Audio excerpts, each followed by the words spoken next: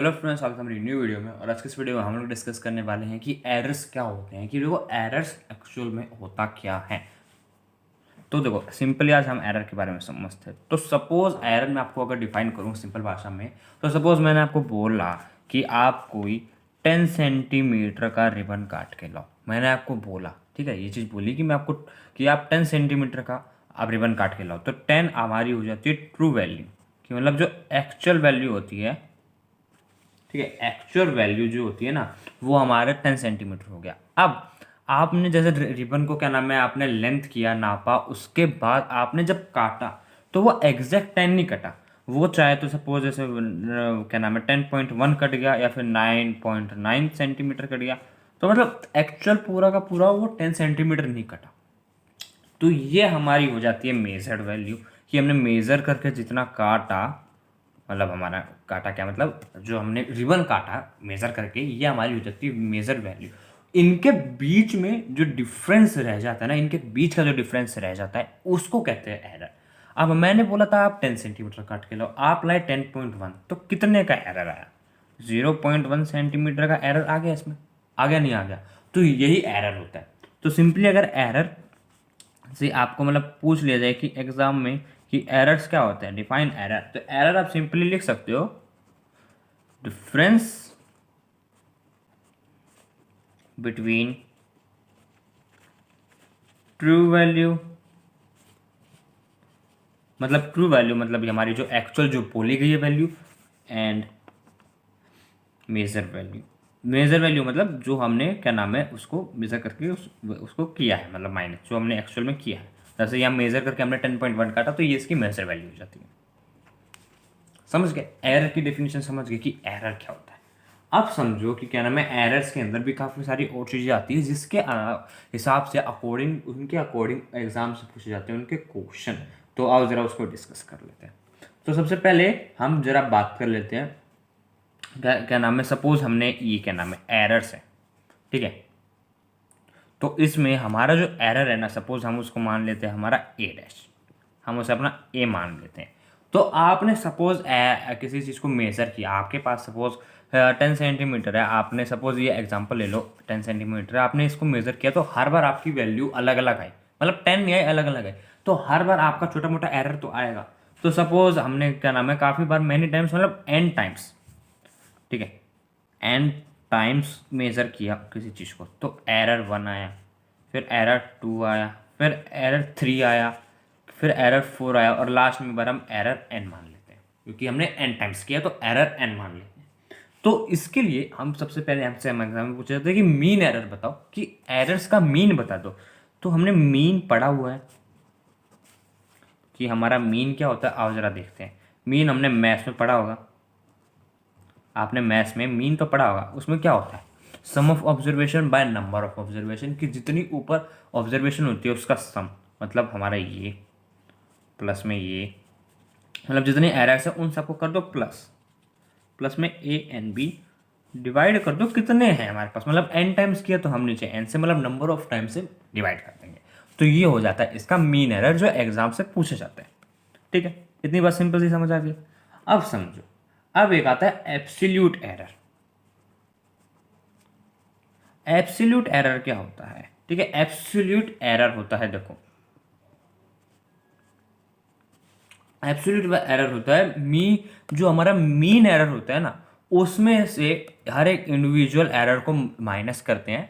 जब हम mean error में से हर एक इंडिविजुअल एरर को जब माइनस करते हैं ना, उसके बाद जो एरर निकलता है ना, उसको कहते हैं हमारा मीन एरर। समझ गए? इतना समझ गए? अब देखो, तो अब यहाँ पे हमारा सपोज जो ये है ना एरर है, ये हमारा आया होगा ए डैश, ठीक है, हमारा ए डैश आया होगा मीन एरर, ऊपर का ए डैश ले लिया हमने। तो एक एक करके हम इन सब का मीन एरर एब्सोल्यूट एरर निकाल लेते हैं। एब्सोल्यूट में मैंने एरर बता दिया आपको कि आपको मीन एरर में से हर एक इंडिविजुअल एरर माइनस करना है। तो ए डैश माइनस ए 1, तो इसको हम मान लेते हैं डेल्टा ए 1, ठीक है। इसको सिंपली बस मैंने कंसिडर किया, ये तो हो कुछ भी सकता है, बस मैंने इसको एक वेरिएबल ले लिया डेल्टा ए 1, ये होगा इसका एब्सोल्यूट पहला। दूसरा हो सकता है, इसको दूसरे से कर देंगे, डेल्टा A2 हो जाएगा। इसको तीसरे से कर देंगे तो डेल्टा A3 हो जाएगा। चौथे से भी माइनस कर देंगे तो डेल्टा A4 हो जाएगा। और पाँचवें से कर देंगे, पाँचवा मतलब AN से ही कर देंगे तो डेल्टा AN आ जाएगा इसमें। ठीक है, सिंपल, इतना समझ आ गया एब्सोल्यूट एरर क्या होता है। अब सिंपली एक और चीज़ पूछी जाती है कि इसका भी मीन निकालो कि मीन एब्सोल्यूट एरर क्या होता है। ठीक है, मीन एब्सोल्यूट एरर। तो मीन मैंने आपको बताया था कि मीन होता क्या है। मीन मैंने क्या बताया था, sum of observation by number of observation. तो हमारे पास सम ऑफ ऑब्जर्वेशन क्या होती है, पहले देखो इस चीज़ को एक अच्छे से समझो। मैं एक चीज़ और समझाता हूँ आपको। हमारा सपोज हमारा जब किसी का मीन निकलता है तो आपको मैं एग्जांपल देकर समझता हूँ। देखो ये हमारा सपोज मीन है, कभी हमारा सपोज अभी हमारे पास ये एरर है। तो हो सकता है कि ये एरर है हम पे, मैं आपको 5 क्वांटिटी देता हूँ उससे समझाता हूँ। मीन एरर की बात हो रही है फिर, और ठीक है हमारा एरर है, इसमें हमारा ए, इसको हम मान लेते हैं 0.1, ये है इसको मान लो 0.2, ठीक है इसको मान लो 0.3, इसको मान लो फिर से 0.2 और इसको मान लो 0. इसको भी 0.02 मान लो इसको। ठीक है, कितनी क्वांटिटी होगी टोटल, 5 क्वांटिटी होगी। तो इसे नंबर ऑफ ऑब्जर्वेशन से कर दो डिवाइड। तो इससे हमारा क्या निकला है, इससे हमारा निकला है फिलहाल मीन एरर। कि मीन एरर क्या, अब इन सबको प्लस कर दो तो देखो क्या नाम है, 1 2 3 6 8 10, तो 0.4, तो मतलब 1 आ गया। आ गया नहीं आ गया। अब इसको इससे करेंगे डिवाइड तो क्या निकलेगा 0.2, आएगा नहीं आएगा, शायद ये आना चाहिए मेरे हिसाब से। तो ये हमारा इसका निकल गया मीन एरर कि एक्चुअल में इसका मीन क्या होगा। अब समझो एब्सोल्यूट एरर में क्या दिक्कत आती है। एब्सोल्यूट एरर में हमारा जो एब्सोल्यूट एरर होता है ना, ये क्या नाम है, देखो प्लस भी हो सकता है और माइनस भी हो सकता है। क्यों, आप देखो अब ये हमारा क्या है 0.2। अब हमको मैंने क्या बताया था आपको, मीन एरर में से एक्चुअल जो एरर है वो माइनस करना होता है। तो सपोज हम पहला ले लेते हैं, ठीक है एब्सोल्यूट की बात हो रही है, एब्सोल्यूट एरर। तो इसमें से हम पहली कंडीशन ले लेते हैं, पहले वाला। तो 0.2 में से 0.1 माइनस हो रहा है तो क्या है हमारे पास एब्सोल्यूट 0.1। ठीक है, अब फिर दूसरी ले लो, 0.2 में से 0.2 हो रहा है तो ये हो गया हमारे पास 0। लेकिन अगर हम इसको 0.2 में से 0.3 को अगर हम माइनस करें तो हम बाय आंसर आता है 0.1, क्योंकि ये छोटी टर्म है ये बड़ी टर्म है। तो एब्सोल्यूट एरर में मैं आपको ये बताना चाह रहा हूँ कि एब्सोल्यूट एरर में ना माइनस की टर्म भी आ सकती है। तो इस चीज़ को ज़रा गौर से देखने का ध्यान रखिएगा। तो अब इसी माइनस की टर्म से रिलेटेड देखो मैंने आपको बताया कि ये माइनस की टर्म इसमें आती है। इसी टर्म को अगर हम हटाने के लिए हम अब सको माइनस को हम इसमें मीन निकालेंगे तो माइनस से काफ़ी सारी टर्म्स एक दूसरे से कैंसिल आउट हो जाएगी। तो हम तो वो कर नहीं सकते। तो हम यहाँ पे क्या करते हैं, देखो हम यहाँ पे लगाते हैं ऐसे ही, और ये क्या होता है, देखो ये होता है हमारा मोड, होता ही नहीं होता। तो हर एक इसमें एब्सोल्यूट एरर को प्लस करना है मोड लगा के, ताकि अगर कोई इनमें से टर्म, अभी मैंने एग्जांपल दिया कि माइनस भी हो सकती है, ये हमारा एब्सोल्यूट एरर जो होता है माइनस में भी जाता है। तो माइनस से उसको प्लस करने के लिए हम मोड लगाते हैं इन चीज़ों में। तो ये हो जाता है हमारा डेल्टा 1, इस पर भी मोड, सब पे लगा देना भाई मोड, ताकि सारी टर्म हो जाए हमारी प्लस की। ठीक है, तो ये एन टर्म भी कर दिया हमने। अब प्लस कर दो कितने से, कि क्या बताया था मीन होता क्या है, sum of observation by number of observation. तो इसको हमें डिवाइड करना है इसके नंबर से। तो ये एन टाइम्स है तो हमने एन से इसको डिवाइड कर दिया। तो सिंपली ये था मीन एब्सोल्यूट एरर भी। समझ गए, इतना समझ आ गया। अब सुनो, अब एक इसमें चीज आती है कि एक रिलेटिव एरर आता है। आप काफ़ी सारे सोच रहे होंगे कि रिलेटिव एरर क्या होता है। आओ ज़रा मैं समझाता हूँ कि रिलेटिव एरर क्या होता है। देखो नोट्स है ना अपने, चाहे साथ साथ बना सकते हो, कोई दिक्कत नहीं है, ईजी रहेगा आपको अगर आप साथ के साथ नोट्स बनाओगे तो। रिलेटिव एरर क्या होता है, रिलेटिव मतलब दो चीज़ों को आपस में डिवाइड होना, रिलेटिव मतलब समझ जाया करो। तो रिलेटिव एरर होता है mean absolute error, mean absolute error divided by mean error. समझ गए क्या बताया मैंने आपको, मीन एब्सोल्यूट एरर मतलब दो मीन को आपस में करना है डिवाइड। एक कौन सा पहला आएगा मीन एब्सोल्यूट का, मतलब एब्सोल्यूट एरर का मीन डिवाइड में मीन एरर। तो इन दोनों का जो डिवाइड होता है उसको कहते हैं रिलेटिव एरर। समझ गए? इन दोनों का जो आपस में डिवाइड होता है ना उसको कहते हैं रिलेटिव एरर। इतना समझ आ गया? काफ़ी इजी था, इतना तो समझ आ गया होगा।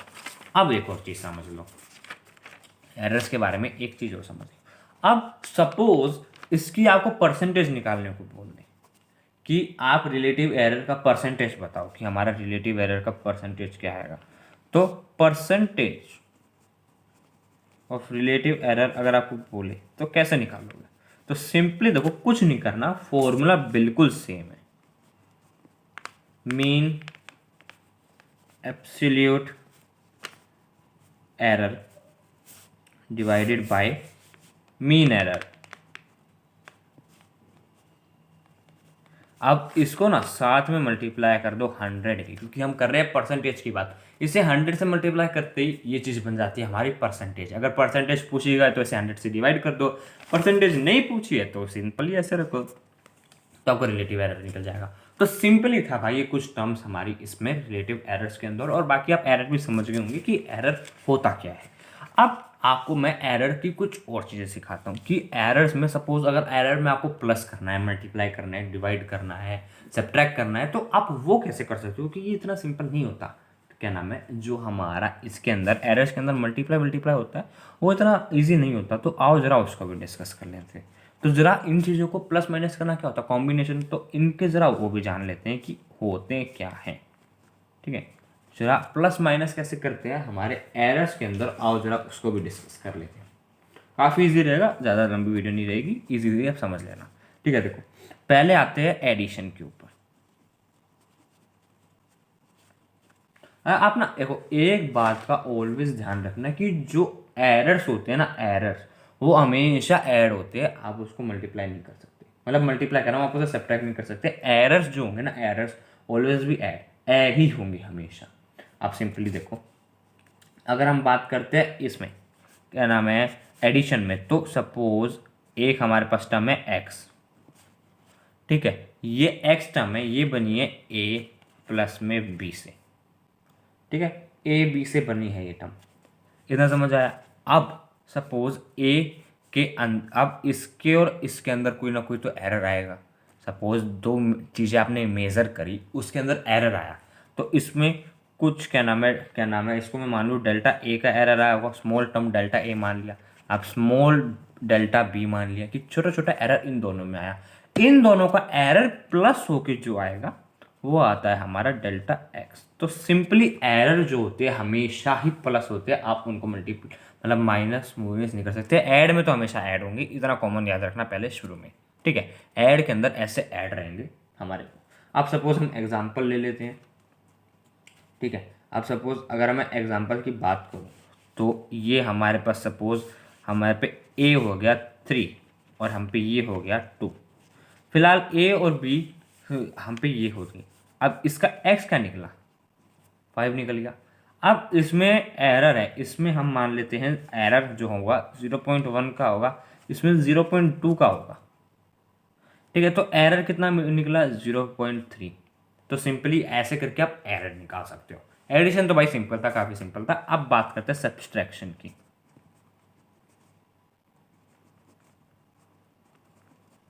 सब्ट्रैक्शन में देखो, सब्ट्रैक्शन में थोड़ी चीज़ें बदल जाती है, थोड़े हाव भाव क्वेश्चन के बदल जाते हैं। सब्ट्रैक्शन में होता क्या, सपोज ए को माइनस करोगे बी में से, तब जाके वो एक्स के बराबर निकलता है।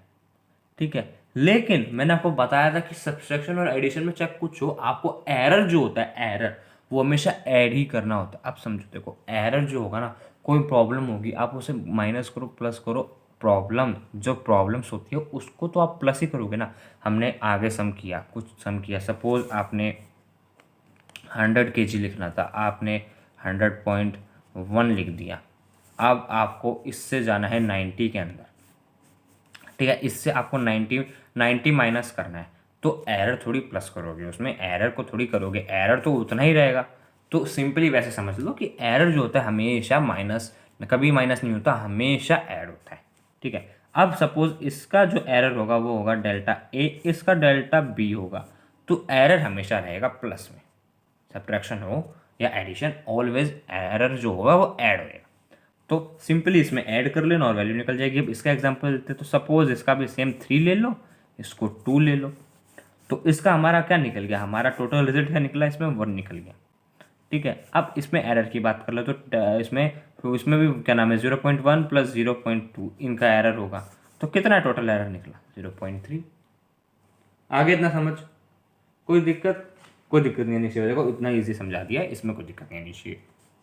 अब एक और टॉपिक समझ लेते हैं कि एरर्स में मल्टीप्लाई कैसे होता है। अरे भैया मल्टीप्लाई कैसे करोगे, अगर क्या नाम है एरर्स में आ गया तो मल्टीप्लाई। सपोज हम क्या बात कर लेते हैं कोई भी चीज़ के बारे में, स्क्वायर के बारे में बात कर लेते हैं। स्क्वायर में मल्टीप्लाई आता है, मल्टीप्लाई कैसे करोगे किसी चीज़ में, ठीक है। तो एरर्स में अगर आप मल्टीप्लाई करना चाहते हो तो सपोज ए इंटू में बी एक्स के बराबर है, इतना समझ लो, ए इंटू में बी एक्स के बराबर है। तो अब सपोज इसका अगर आपको एरर निकालना है, किसी चीज़ का एरर फाइंड आउट करना है, तो इसमें थोड़े बहुत हाव भाव बदल जाते हैं।